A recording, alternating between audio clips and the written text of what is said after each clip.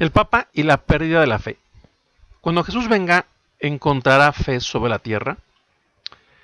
Nuestra fe católica está basada en la fe en Jesucristo. Creemos que es Dios y hombre, que vino a redimirnos del pecado, nos deja una enseñanza para caminar hacia la vida eterna y funda una iglesia, su cuerpo místico, donde deja los auxilios de salvación. Creemos en las palabras de Cristo porque es absolutamente confiable. Esta fe en Él nos lleva a actuar de acuerdo a esa fe, para que no se quede solamente en algo teórico o intelectual. Por eso, en la carta de Santiago, capítulo 2, se dice: ¿de qué le sirve a uno, hermanos míos, decir que tiene fe si no tiene obras? ¿Acaso esa fe puede salvarlo? Lo mismo pasa con la fe. Si no va acompañada de las obras, está completamente muerta. Palabra de Dios. La fe es muy importante, es la primera virtud teologal, ya que a través de ella se sustentan la esperanza y la caridad también teologales. Como vemos precisamente en Romanos capítulo 1, dice: el justo vivirá por la fe. Palabra de Dios. Sin la fe morimos, ya que de acuerdo al Concilio de Trento, el don de la fe permanece en el que no ha pecado contra ella. Así, aunque la fe es un don, podemos perderla. Por eso, el enemigo tratará siempre de eliminar nuestra fe. Al quitarnos la fe, nos quita lo demás. Por lo mismo, la fe es también un escudo, como nos dice la palabra de Dios en Efesios capítulo 6. Tengan siempre en la mano el escudo de la fe, con el que podrán apagar todas las flechas encendidas del maligno. Palabra de Dios. Se ve que es una estrategia muy inteligente del maligno, el quitarnos el escudo, quitarnos la fe, ya que con eso nos quita lo demás. El enemigo quiere que incluso le creamos más a lo que dicen otras personas que a las palabras de Jesús. Por eso San Pedro en su primera carta dice: sean sobrios y estén siempre alerta, porque su enemigo, el demonio, ronda como un león rugiente, buscando a quien devorar. Resístanlo firmes en la fe. Palabra de Dios. Resistimos, por tanto, al enemigo con la fe. Por lo tanto, tratará de que no le creamos a Jesús, de que no creamos en sus palabras, de que seamos apóstatas incluso. Y es muy astuto para hacer eso.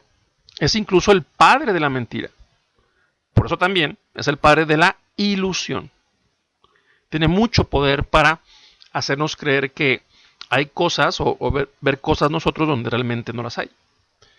Si nos fijamos en la manera en que tienta a Eva en Génesis capítulo 3, le dice una serie de mentiras sutiles y engañosas, pero eficaces.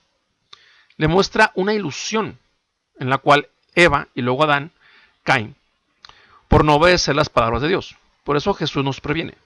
En Mateo 24:24 nos dice Jesús: porque aparecerán falsos mesías y falsos profetas que harán milagros y prodigios asombrosos, capaces de engañar, si fuera posible, a los mismos elegidos. Por eso los prevengo. Palabra de Dios. Jesús nos previene de que incluso los elegidos pueden ser engañados. No podemos subvalorar la astucia del demonio. En este sentido, Jesús dice en Juan capítulo 8: ¿por qué ustedes no comprenden mi lenguaje? Es porque no pueden escuchar mi palabra. Ustedes tienen por padre al demonio y quieren cumplir los deseos de su padre. Desde el comienzo, él fue homicida y no tiene nada que ver con la verdad, porque no hay verdad en él.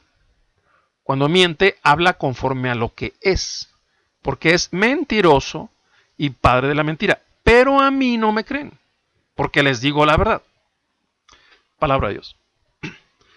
No debemos de dudar nunca de las palabras de Jesús, y hay que obedecerlas. Él nos dice siempre la verdad, incluso entendamos o no entendamos.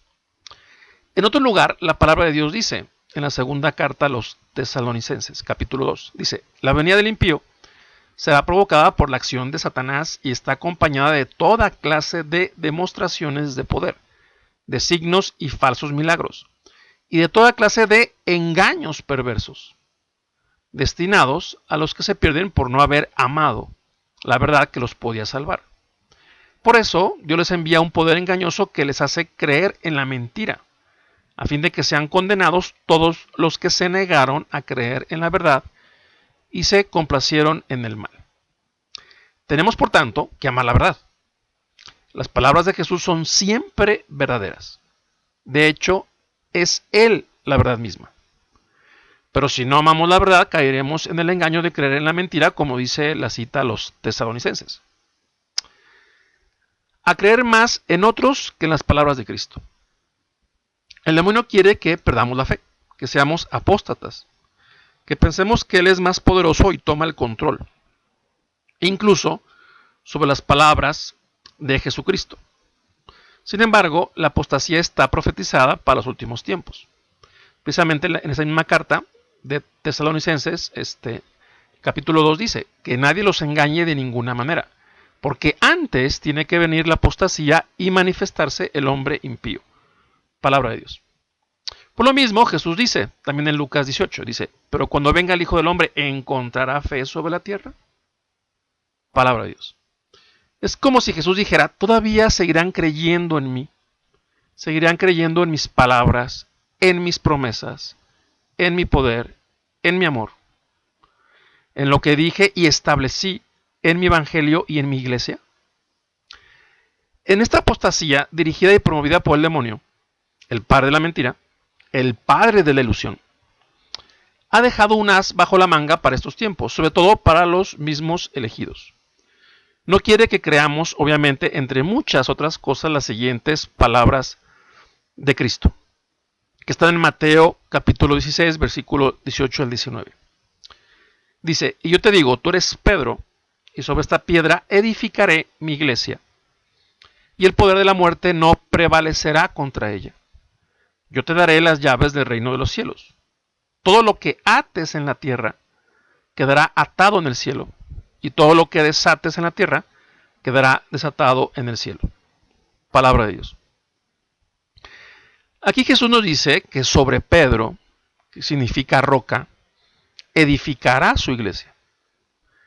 El nombre original de Pedro era Simón, pero Jesús se lo cambia a Pedro. Es al único de los 12 que se lo cambia. En la Biblia se cambiaba de nombre a las personas para indicarles una misión especial, ¿no? Como el caso de Abraham o el caso de Jacob a Israel. Con lo cual, Jesús inaugura con el apóstol Simón una función en la iglesia de vital importancia que va más allá de la vida temporal de este primer Pedro y de sus cualidades puramente humanas. Por eso tiene mucho sentido el cambio de nombre. Esto se confirma también en estas otras palabras de Jesús ya resucitado. Esto lo vemos en Mateo capítulo 28, versículos 16-20. Dice, los 11 discípulos fueron a Galilea, a la montaña donde Jesús los había citado. Al verlo, se postraron delante de él. Sin embargo, algunos todavía dudaron.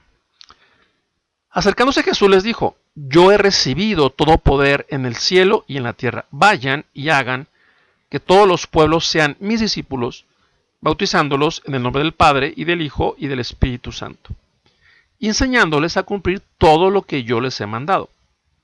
Y yo estaré siempre con ustedes hasta el fin del mundo. Palabra de Dios. Jesús dice, yo estaré siempre con ustedes hasta el fin del mundo. Se lo dice a los 11, es decir, a Pedro y a los que están unidos con él. Y al decir que hasta el fin del mundo, queda claro que habrá Pedro hasta el fin del mundo. Por tanto, habrá sucesores de Pedro, es decir, los papas a lo largo de la historia. De tal manera que Jesús funda en San Pedro lo que será el ministerio petrino en la iglesia. Así Jesús promete que estará con Pedro y los que estén unidos con él hasta el fin del mundo. Entonces, por tanto, hay dos verdades que Jesús dice en el Evangelio. Una, que la iglesia de Cristo está donde está Pedro, es decir, donde está el Papa, no en ningún otro lado. Por eso reafirma el Papa León XIII en 1899 la frase, donde está Pedro, allí está mi iglesia. En latín, ubi Petrus ibi ecclesia. Una frase en consonancia con las palabras de Cristo del Evangelio, que las pronunció desde el siglo IV el padre de la iglesia, también San Ambrosio, y que los papas en su magisterio las han repetido a lo largo de la historia. La otra verdad en relación con la anterior es que habrá Pedro, como dice Jesús, hasta el fin del mundo, como se lo dice a Pedro y a los otros apóstoles unidos a él. Es decir, el papado es perpetuo, ya que es el fundamento de la iglesia y esto no puede destruirse por ningún tipo de poder. Ya que Jesús promete protección, ya que dice en el Evangelio, y el poder de la muerte no prevalecerá contra ella.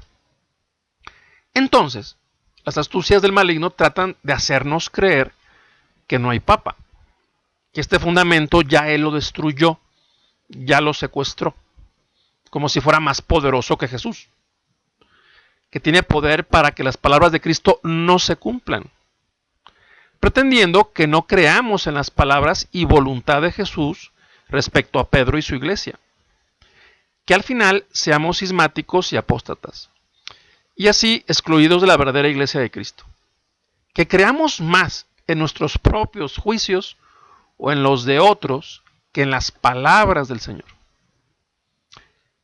Con lo cual, en vez de poner a Cristo y sus palabras en el centro de nuestra fe, ponemos nuestros propios juicios humanos o los de otros. Y así perdemos la fe en las palabras de Cristo, en su iglesia, en la fe católica tal como es, cayendo en cisma y en apostasía de la verdad. Hay una cita del Catecismo muy interesante en el número 675 que dice lo siguiente. Antes del advenimiento de Cristo, la iglesia deberá pasar por una prueba final que sacudirá la fe de numerosos creyentes. La persecución que acompaña a su peregrinación sobre la tierra desvelará el misterio de iniquidad, bajo la forma de una impostura religiosa que proporcionará a los hombres una solución aparente a sus problemas mediante el precio de la apostasía de la verdad. La impostura religiosa suprema es la del anticristo, es decir, la de un pseudo-mesianismo en que el hombre se glorifica a sí mismo, colocándose en el lugar de Dios y de su Mesías venido en la carne. Bien, esta es la cita del Catecismo.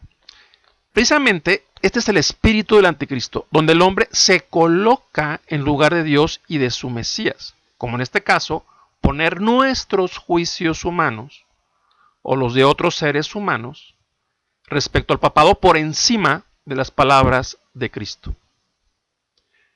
Una religión a nuestro modo, que se adapte a nuestros esquemas. Nosotros nos ponemos como patrón de verdad, precisamente eso es lo que quiere el maligno, y de hecho siempre lo ha querido. Dice, hay quienes piensan que el Papa Francisco no es Papa, es decir, que ya no tenemos Papa desde el Papa Benedicto XVI.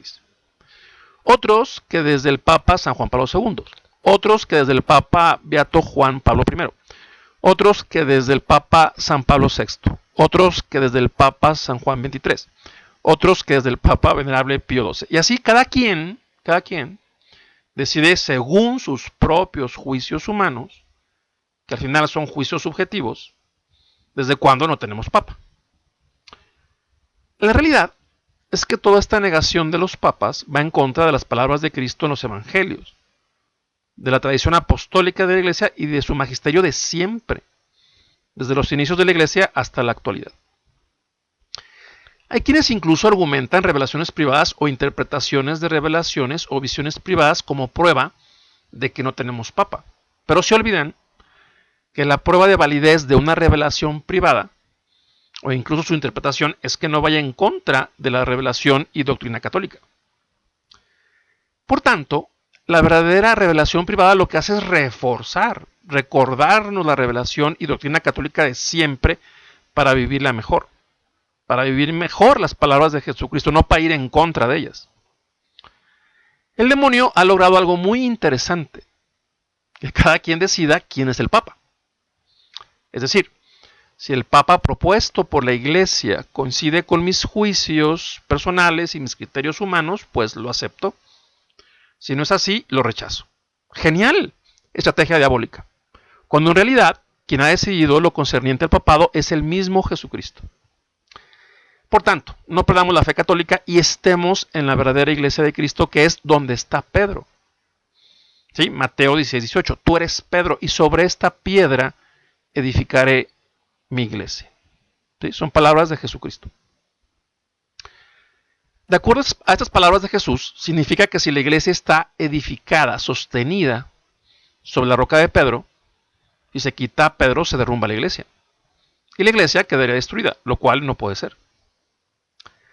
De hecho, pretender una iglesia de Cristo, pero sin Pedro, sin Papa, es lo que han hecho los cismáticos, como los protestantes, por ejemplo, los luteranos, los anglicanos, etc. Alguien puede desear o pensar esto, pero obviamente no corresponde a las palabras ni a la voluntad de Cristo. No corresponde a la realidad establecida por el Salvador. Mucho mejor, creámosle a Jesús, para evitar que se nos apliquen sus propias palabras, que dice en Juan 8, que dice ahí Jesús, pero a mí no me creen, porque les digo la verdad. Palabra de Dios. O las de Juan 14:24. El que no me ama no guarda mis palabras. Palabra de Dios. También está para la reflexión la siguiente cita, precisamente de San Pedro en su primera carta. En el capítulo 2, del versículo 7 a 8 dice: Honor a ustedes los que creen, pero para los incrédulos, la piedra que los constructores han desechado se ha vuelto la piedra de base, piedra de tropiezo y de escándalo. Ellos tropiezan porque no creen en la palabra. Palabra de Dios. Así es, si no le creemos a Jesús vamos a tropezar y nos vamos a confundir. Y vamos de algún modo a desunirnos precisamente de la iglesia salvadora. Mejor apliquemos estas palabras del Señor a nuestra vida, que dice en Lucas 11:28. Jesús respondió: felices, más bien los que escuchan la palabra de Dios y la practican. Palabra de Dios. En esto no hay que complicarse, sino confiar en las palabras de Jesús como un niño confía en lo que le dice su padre. Por eso también están aquí las palabras de Mateo 18, dice Jesús. Uno dice el Evangelio. Dice: Jesús llamó a un niño, lo puso en medio de ellos y dijo: les aseguro que si ustedes no cambian o no se hacen como niños, no entrarán en el reino de los cielos. Y también las palabras de Mateo capítulo 11. Jesús dijo: te alabo, Padre, Señor del cielo y de la tierra, por haber ocultado estas cosas a los sabios e inteligentes y haberlas revelado a los pequeños. Sí, Padre, porque así lo has querido. Palabra de Dios. Por eso, sigamos las palabras del Señor y el magisterio auténtico de la iglesia que durante siglos ha afirmado: donde está Pedro, allí está la iglesia. La verdadera iglesia católica de Cristo. Oremos por el Papa, por cada Papa en la historia que Jesús nos da, el fundamento visible de la iglesia.